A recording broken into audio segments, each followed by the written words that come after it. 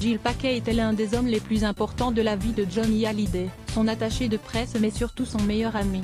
Ce n'était pas seulement un attaché de presse, c'était son meilleur ami. Gilles Paquet était l'un des rares hommes qui avait l'entière confiance de Johnny Hallyday. Les deux hommes se rencontrent en 1962. À l'époque, attaché de presse n'est pas un métier très professionnalisé. Les personnes qui s'en occupaient étaient pour beaucoup des groupies ou des fans d'artistes. Très peu pour Johnny. Avec Gilles Paquet, c'est d'abord une rencontre humaine. Les deux hommes s'apprécient parce qu'ils ont le même caractère, explique le journaliste Mathieu Holterman. Très viril, Johnny est déjà l'idole des jeunes. Une amitié se noue rapidement entre le chanteur et l'ancien militaire qui devient ensuite son attaché de presse.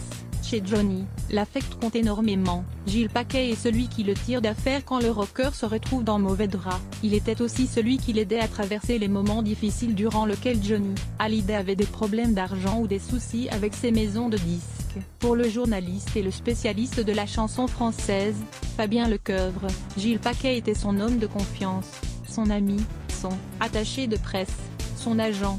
Un homme très précieux dans la vie de Johnny Hallyday depuis le début de sa carrière. Une relation amicale qui s'arrête en 1996 de la manière la plus brutale qu'il soit. Gilles Paquet est malade, il décède d'un cancer fulgurant cette année, abandonnant Johnny, son ami. Ce dernier ne l'a jamais oublié, il est toujours dans un coin dans sa mémoire, dans son cœur. Dans sa biographie parue en 2013, il se remémore son hospitalisation de 2009.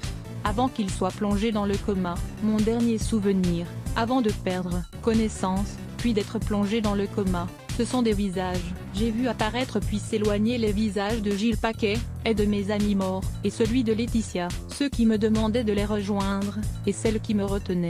Johnny a finalement rejoint son ami, un soir de décembre 2017. Crédit photo, Abaka.